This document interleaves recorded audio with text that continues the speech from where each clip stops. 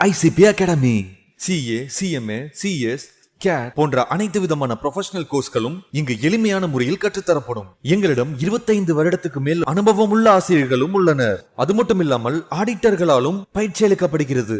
எங்களிடம் பயின்ற மாணவர்கள் மாநில அளவில் தேர்ச்சி பெற்றுள்ளனர் என்பதும் குறிப்பிடத்தக்கது. இந்த ப்ரொஃபஷனல் கோர்சஸோட கிளாஸஸ் பாத்தீங்க அப்படின்னா full time, part time, weekend classes அப்படின்னு பல விதமா இருக்கு.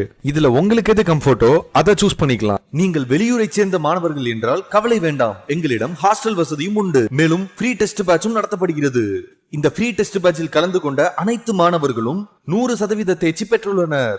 அணுக வேண்டிய முகவரி number 973 TELC church complex, town hall bus stand, Coimbatore 641001. Contact 9894795915.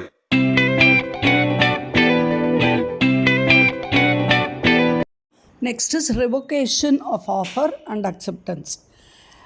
If அதில் ஸ்பெசிஃபிக் ரெக்குயர்மெண்ட்ஸ் ஏதாவது இருந்தால் to make an offer and acceptance of that offer, அதுக்கு ஸ்பெசிஃபிக் லா அந்த ரிவோகேஷனுக்கும் இருக்குது.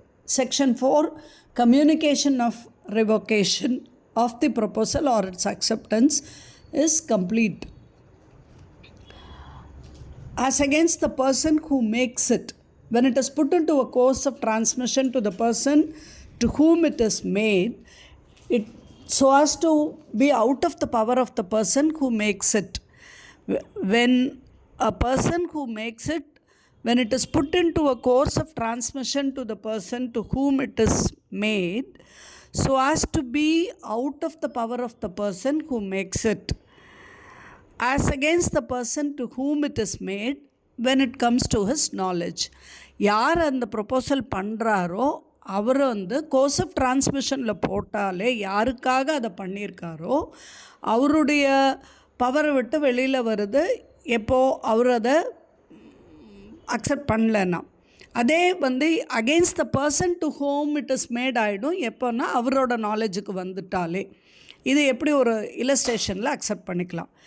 If you revoke your proposal made to me by a telegram, the revocation will be complete. As far as you are concerned, when you have dispatched the telegram, but as far as I am concerned, it will be complete only when I receive the telegram. அப்போது ஒரு ப்ரொப்போசலை நீங்கள் revoke பண்ணுறீங்கன்னு சொன்னால் ஒரு Telegram கொடுத்தாலே போதும், அதை நீங்கள் ரிவோக் பண்ணிட்டீங்கன்னு அர்த்தம். எப்போது உங்களை பொறுத்த வரைக்கும் நீங்கள் டெலிகிராம் டிஸ்பேட்ச் பண்ணாலே நீங்கள் அதை வந்து ரிவோகேஷன் பண்ணிட்டீங்கன்னு அர்த்தம். பட் என்னை பொறுத்த வரைக்கும் நான் அந்த டெலிகிராமை ரிசீவ் பண்ண அப்புறம் தான் அது ரிவோகேஷனுக்கு கம்ப்ளீட் ஆகுதுன்னு அர்த்தம்னு சொல்கிறாங்க. ஸோ இந்த இல்லஸ்ட்ரேஷன் உங்களுக்கு புரிய வைக்கும்னு நினைக்கிறேன் நான். அக்செப்டன்ஸோட ரிவோகேஷன்னு போனால் I can revoke my acceptance by a telegram. This revocation of acceptance by me will be complete when I dispatch the telegram against you and it will be complete when it reaches you. அதே மாதிரி தான் அக்செப்டன்ஸை revoke பண்ணுற முதல்ல acceptance கொடுத்துட்டேன், ஆனால் அப்புறம் cancel பண்ண போகிறேன்.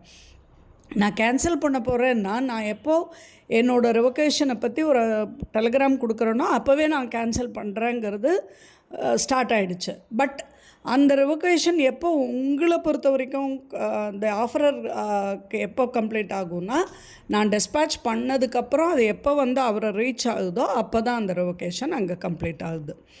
இங்கே important question for consideration is when a proposal can be revoked and when an acceptance can be revoked. இது ரெண்டும் இம்பார்ட்டண்ட் கொஸ்டின்.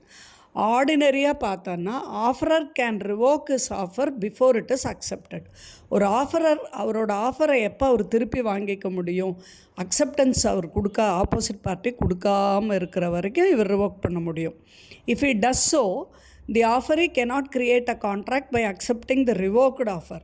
அப்போ அவர் அக்செப்ட் பண்ணுறதுக்கு முன்னாலே இவர் அதை பின்வாங்கினாருன்னா ஆஃபரே வந்து அவர் மேலே ஒரு கான்ட்ராக்ட் சீவ் பண்ண முடியாது. கான்ட்ராக்டு முடிஞ்சிருச்சு, கான்ட்ராக்ட் எடுத்தாச்சுன்னு சொல்ல முடியாது. ஏன்னா ஆஃபர் வந்து ரிவோக் ஆகிடுச்சு. Example 62, the bidder at an auction sale may withdraw his bid before it is accepted by the auctioneer by fall of hammer. ஒரு ஏலத்தில் வந்து ஒரு விலை சொல்லிட்டாரு ஒரு வாங்க நினைக்கிறவர், அந்த ரூபாயை எப்போ அவர் திருப்பி வாங்கலாம், ஐயோ இல்லை இது இல்லை நான் சொன்ன ப்ரைஸ் அப்படிங்கிறது அந்த ஹேமரை தட்டுறதுக்கு முன்னால் அவர் அதை ரிவோக் பண்ணிக்கணும், நான் கேன்சல் பண்ணிக்கிறேங்கிறத சொல்லணும். அது தட்டி முடிச்சாச்சுன்னா it is understood that he has accepted. An offer may be revoked by the offerer before it is acceptance, even though he had originally agreed to hold it open for a definite period of time. அந்த offerer வந்து அந்த acceptance கொடுக்கறதுக்கு முன்னால் revoke பண்ண முடியும். அவர் ஒரிஜினலாக அதுக்கு கொஞ்சம் லாங்கர் பீரியட் ஆஃப் டைம் கொடுத்துருந்தாலும் கூட, இன்னும் அந்த பீரியட் இருந்தாலும் கூட அவர் அதை ரிவோக் பண்ணிக்க முடியும் இஃப் அவருக்கு விருப்பப்பட்டா. Example 63, X offered to sell 50 bales of cotton at certain price and promised to keep it open for acceptance by Y till 6 p.m. on that day. X வந்து ஒரு 50 bales of cotton விற்கிறதுக்கு ரெடியாக இருக்காரு, ஒரு ப்ரைஸை fix பண்ணுறாரு. இன்றைக்கி 6 மணிக்குள்ளே நீங்கள் அக்செப்டன்ஸ் கொடுத்தா உங்களுக்கு விற்கிறேங்கிற மாதிரி ஒய்க்கு சொல்கிறாரு. Before that time X sold to Z. ஆனால் 6 மணிக்கு முன்னாலேயே எக்ஸ் என்ன பண்ணிட்டாரு, அதை ஜெட்டுக்கு விற்றுட்டார். Y accepted before 6 p.m. but after the revocation by X, Y 6 p.m.குள்ளே acceptance கொடுக்குறாரு, நான் வாங்கிக்கிறேன்னு. ஆனால் அதுக்கு முன்னாலேயே எக்ஸு ஜெட்டுக்கு விற்றுட்டாருன்னா இந்த இடத்துல it was held that the offer was already revoked. அந்த டைம் இருக்குது இன்னும், ஆனாலும் எக்ஸ் அவருக்கு விற்கிறதுக்கு பதில் ஜெட்டுக்கு விற்றாருன்னா அந்த sale is okay, sale could be done. அந்த சேல் தான். ஒய்க்கு எக்ஸ் வந்து எந்த விதத்துலையும் லைபிள் கிடையாது. In terms of solution 5 of the section 5 of the act, a proposal can be revoked at any time before the communication of its acceptance is complete as against the proposer. அக்செப்டன்ஸோட communication அவருக்கு வர்றதுக்கு முன்னாலே எப்போ வேணால் ஒரு proposal revoke ஆகலாம். An acceptance may be revoked at any time before the communication of acceptance is complete as against the acceptor. அக்செப்டரை பொறுத்த வரைக்கும் அந்த அக்செப்டன்ஸ் எப்போ ரிவோக் ஆகும்னா, கம்யூனிகேஷன் ஆஃப் அக்செப்டன்ஸ் முடியாததுக்கு முன்னால் எப்போ வேணால் இவர் அதை கேன்சல் பண்ணிக்கலாம், ரிவோக் பண்ணிக்கலாம். Textual example 64, A proposes by a letter sent by post to sell his house to B. A ஒரு லெட்டரில் வீடை பிக்கு விற்கிறதாக ஒரு ப்ரொப்போசலை அனுப்புகிறாரு. B accepts the proposal by the letter sent by post. Bயும் அக்செப்ட் பண்ணிக்கிறாரு. A may revoke his proposal at any time before or at the moment when B posts his letter of acceptance but not afterwards.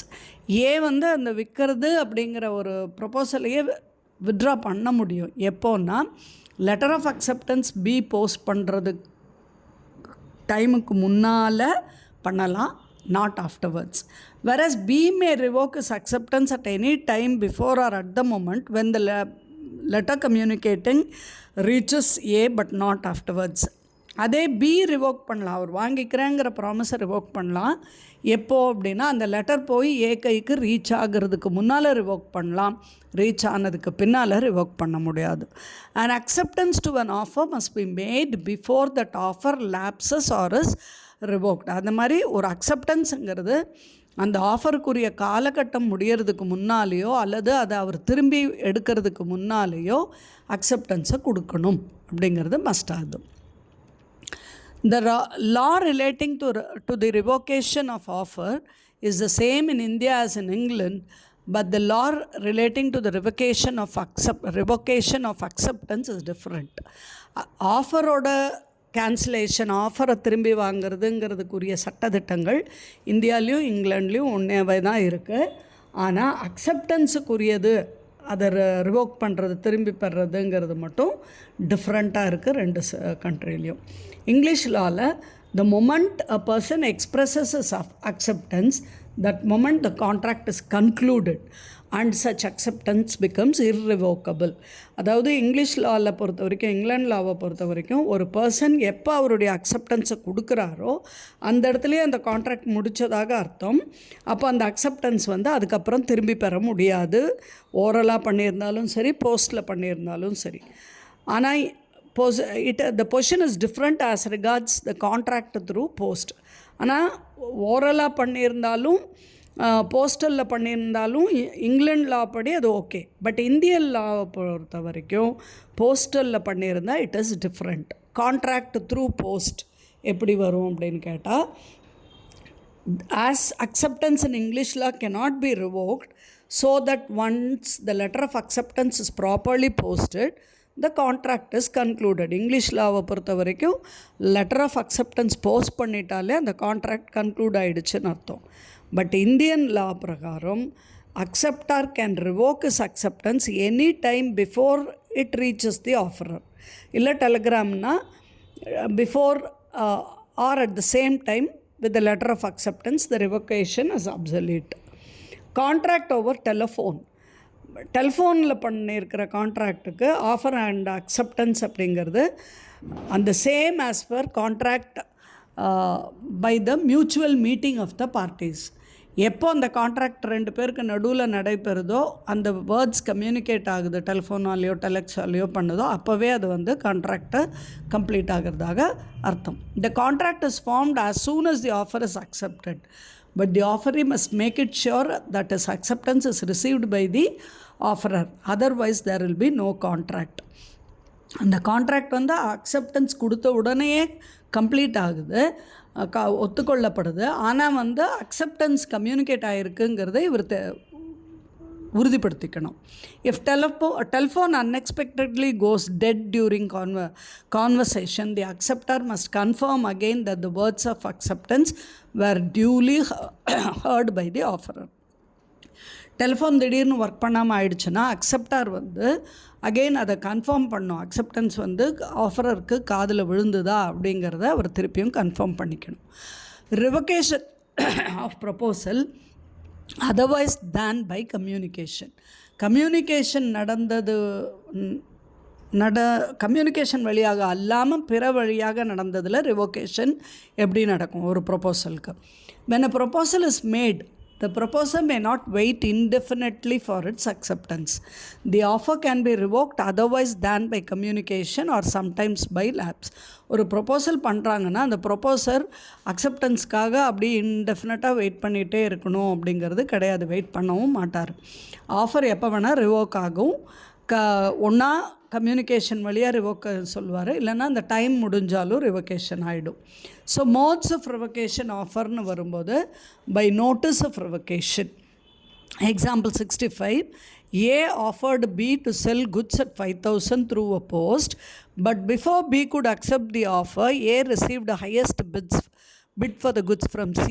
So A revoked the offer to B by informing him over telephone and sold goods to C. A வந்து பிக்கு 5,000 worth of குட்ஸை விற்கிறதாக இருக்கார், அதை சொல்கிறாரு, போஸ்டில் தெரியப்படுத்துகிறாரு. ஆனால் B அவருடைய அக்செப்டன்ஸை திரும்பி கொடுக்கறதுக்கு முன்னாலேயே சி இன்னும் அதிக பணம் கொடுத்து அதை வாங்கிறதுக்கு ரெடியாக இருக்கார். அப்போ ஏ இம்மீடியட்டாக என்ன பண்ணுறாரு, பிக்கு இல்லை நான் குட்ஸை விற்கலைன்னு சொல்லிவிட்டு டெலிஃபோன் வழியாக அந்த குட்ஸை சிக்கு விற்றுறாரு. அப்போ இது notice of revocation. Next by lapse of டைம்னு வந்தால், the time for acceptance can lapse if the acceptance is not given within the specified time. When there is no time is specified, then within a reasonable time. இப்போது ஒரு acceptance வந்து ஒரு குறிப்பிட்ட காலத்துக்குள்ளே கொடுக்கணும்னு mention ஆகியிருந்தால் ஒரு குறிப்பிட்ட காலக்கெடுக்குள்ளே கொடுக்கணும். அப்படி காலக்கெடு கொடுக்கப்படாமல் இருந்தால் ஒரு ரீசனபிள் டைம் தான் அதுக்கு வெயிட் பண்ணுவாங்க. நம்ம ஏற்கனவே இந்த எக்ஸாம்பிள் பார்த்தோம். இன்டெஃபினட்டாக நம்ம அதுக்கு வெயிட் பண்ண முடியாது. ராம்ஸ்கேட் விக்டோரியா ஹோட்டல் வர்சஸ் மாண்டிஃபேரேங்கிறது ஒரு கேஸு. அதில் person who applied for shares in June was not bound by an allotment made in November. The decision was also followed in Indian Cooperative Navigation and Trading Company versus Padamse Premji. These decisions now will have no relevance in the context of allotments of shares, since the Companies Act has several provisions specially covering these issues. இப்போ இந்த act வந்து ஆக்சுவலாக இது இப்போ hold ஆகாது, because நமக்கு Indian companies act 2013 நிறையா provisions மாற்றிட்டாங்க. இன்டெஃபினட்டாக ஒரு ப்ரொப்போசர் வந்து வெயிட் பண்ண வைக்கக்கூடாதுங்கிறது தான் இந்த ரெண்டு கேஸில் நமக்கு அப்போத்த ஜட்ஜ்மெண்ட்டாக இருந்தது. ஒரு ஆள் வந்து ஜூனில் அப்ளை பண்ணுறாரு ஷேர்ஸுக்கு, நவம்பர் வரைக்கும் அவருக்கு அலாட்மெண்ட் போகலன்னாலும் அதனால் அவரை வந்து இந்த லாவில் எதுவும் பவுண்ட் பண்ண முடியாது அப்படின்னு. பட் அப்பத்த கம்பெனிஸ் ஆக்டில் அது இருந்தது. இப்போ கம்பெனிஸ் ஆக்ட் மாறி இருக்கிறதுனால that will not hold good for now. Next, by non-fulfillment of condition precedent, where the acceptor fails to fulfill a condition precedent to acceptance, the proposal gets revoked. ஒரு acceptor வந்து ஒரு condition அக்செப்டன்ஸுக்கு முன்னால் போடப்பட்ட ஒரு கண்டிஷனை fulfil பண்ணலை அப்படின்னா அந்த ப்ரொப்போசல் வந்து அந்த அக்செப்டன்ஸ் வந்து ரிவோக் ஆகுதுன்னு அர்த்தம். இந்த பிரின்சிபல் வந்து செக்ஷன் 6ல் இருக்குது. Offerer, for instance, may impose certain conditions such as executing a certain document or depositing certain amount as earnest money. Failure to satisfy any condition will result in lapse of the proposal. As stated earlier, condition precedent to acceptance prevents an obligation from coming into existence until the condition is satisfied. அதாவது அக்செப்டன்ஸுக்கு முன்னாலே இவர் கொடுக்குற condition வந்து அவர் proposal offerer வந்து சரி பண்ணியிருந்துருக்கணும். அப்படின்னா தான் அந்த ப்ரொப்போசல் வந்து அக்செப்டன்ஸ் ஆகும். இங்கே எக்ஸாம்பிள் வந்து A proposes to sell his house to B for 5 lakhs provided B leases his land to A. A வந்து தன்னுடைய வீடை பிக்கு 5 லட்சத்துக்கு விற்கிறதுக்கு ஒத்துக்கிறாரு, ஒரு ஆஃபர் கொடுக்குறாரு. அதில் ஒரு கண்டிஷன் போடுறாரு, இஃப் பி அவருடைய லேண்டை லீஸுக்கு ஏக்கு விட்டால் மட்டும்தான்.